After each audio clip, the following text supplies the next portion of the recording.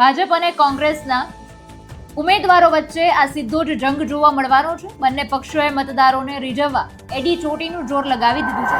વર્ષોથી ભાજપનો ગઢ ગણાતી આ બેઠક પર આ વખતે મતદારો કોના પર વિશ્વાસ મૂકશે તે તો હવે પરિણામ આવશે ત્યારે જોવાનું રહ્યું, કારણ કે આવતીકાલ એટલે કે 30મી જુલાઈના રોજ સવારે 7 થી સાંજના 6 વાગ્યા સુધી મતદાન પ્રક્રિયાનું આયોજન થવાનું છે. ચૂંટણી ફરજ પર નિયુક્ત કર્મચારીઓ અને મશીનો મેળવી પોતપોતાના મતદાન મથક તરફ પ્રયાણ કર્યું હતું. નમસ્કાર, આપની સાથે હું આકાંક્ષા. તમે જોઈ રહ્યા છો રાજકોટ. 145 માંજલપુર વિધાનસભા બેઠકની પેટા ચૂંટણી 2026 માટે હવે પ્રચારનો જે અત્યારે આ જે સિલસિલો છે ચરમસીમાએ પહોંચી ગયો છે. ભાજપ અને કોંગ્રેસના ઉમેદવારો વચ્ચે આ સીધો જ જંગ જોવા મળવાનો છે. બંને પક્ષોએ મતદારોને રીઝવવા એડી ચોટીનું જોર લગાવી દીધું છે. વર્ષોથી ભાજપનો ગઢ ગણાતી આ બેઠક પર આ વખતે મતદારો કોના પર વિશ્વાસ મૂકશે તે તો હવે પરિણામ આવશે ત્યારે જોવાનું રહ્યું, કારણ કે આવતીકાલ એટલે કે 30મી જુલાઈના રોજ સવારે 7 થી સાંજના 6 વાગ્યા સુધી મતદાન પ્રક્રિયાનું આયોજન થવાનું છે. મતદાનના એક દિવસ પૂર્વે આ માંજલપુર વિસ્તારમાં આવેલી ભવનટ શાળા ખાતેની મતદાન મથકો માટે ઈવીએમ અને વીવીપેટ મશીનોની ફાળવણી કરવામાં આવી. ચૂંટણી ફરજ પર નિયુક્ત કર્મચારીઓ અને મશીનો મેળવી પોતપોતાના મતદાન મથક તરફ પ્રયાણ કર્યું હતું. આગામી જેટલી પણ તૈયારીઓ છે તૈયારીઓની શરૂઆત કરી દેવામાં આવી હતી અને હવે અધિકારીઓની દેખરેખ હેઠળ એકદમ પારદર્શક રીતે પ્રક્રિયા પૂર્ણ થાય તેના માટેની જેટલી પણ તૈયારીઓ છે તે શરૂ કરવામાં આવી હતી. માંજલપુર વિધાનસભા વિસ્તારમાં કુલ 2,19,494 મતદારો નોંધાયેલા છે, જેમના માટે કુલ 260 મતદાન મથકો ઊભા કરવામાં આવ્યા છે. ભાજપ અને કોંગ્રેસ બંને ઉમેદવારોએ મતદારોને પોતાની જે માંગણીઓ છે, પોતાની રજૂઆતો કરીને મત આપવા માટેની જે પ્રચાર પ્રસાર કરવા માટેની પદ્ધતિ હતી, જે સમય હતો, એમાં પોતાનું બધું જ એડી ચોટીનું જોર લગાવી દીધું છે.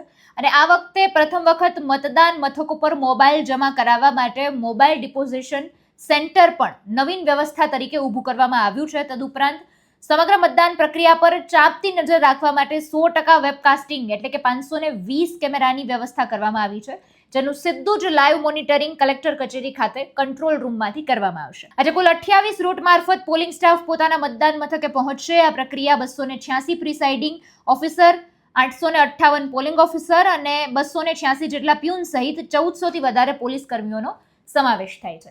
માંજલપુર વિધાનસભા મતવિસ્તારની પેટા ચૂંટણી આવતીકાલે યોજાવાની છે. આજે એમનું ડિસ્પેચિંગનું કામ ચાલી રહ્યું છે. તમામ મતદાન ટુકડીઓ અહીંયા હાજર છે અને થોડી વખતમાં ડિસ્પેચ અહીંથી થઈને એમના પોતાના મતદાન મથક ઉપર જશે. મતદાન મથક ઉપર મતદાન માટેની પૂરતી વ્યવસ્થા મેં કરી છે. ખાસ કરીને તમામ સ્થળો ઉપર સાથી સહાયક અને વોલ્યુન્ટિયર્સ રાખ્યા છે. આ વખતે વિશેષ તકેદારીના ભાગરૂપે અમે ત્યાં દરેક મતદાન મથક ઉપર વેબકાસ્ટિંગની વ્યવસ્થા કરી છે. માઇક્રો ઓબ્ઝર્વર્સ પણ સેન્સિટિવ લોકેશન પર હાજર રહેશે. આ સિવાય અમે વિશેષ કરીને એ પ્રકારે વ્યવસ્થા રાખી છે કે તમામ મતદાન મથક ઉપર મોબાઈલ ડિપોઝિશન સેન્ટર હોય, જેથી કરીને મતદાતાઓ ત્યારે પોતાનો મોબાઈલ ત્યાં રાખી શકે. વરસાદને ધ્યાનમાં રાખીને અમે વિશેષ કરીને દરેક મતદાન મથક ઉપર ખાસ કરીને એક એનાલિસિસ કરાવડાવ્યું છે. જે મતદાન મથક ઉપર વધારાની આવશ્યકતા હોય, કોઈ મતદાન મથક ઉપર પાણી ભરાવાની શક્યતા હોય અથવા આજુબાજુના ભાગમાં એક્સેસ માટેના પ્રશ્નો હોય, ત્યાં તમામ જગ્યાએ ટીમ મારફતે કામ કરવામાં આવ્યું છે. રસ્તાઓ રિપેરિંગનું કામ પણ આ ભાગમાં થયું છે.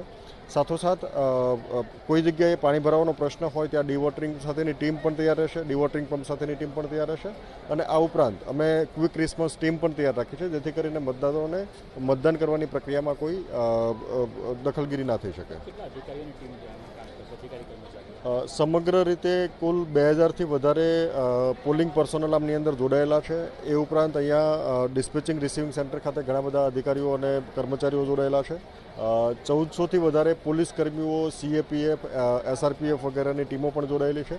એટલે ખૂબ મોટી સંખ્યામાં કર્મીઓ મતદાનની પ્રક્રિયા ખૂબ નિષ્પક્ષ અને તટસ્થ થાય તે માટે કટિબદ્ધ છે અને એ માટેના પ્રયત્નો કરી રહ્યા છે.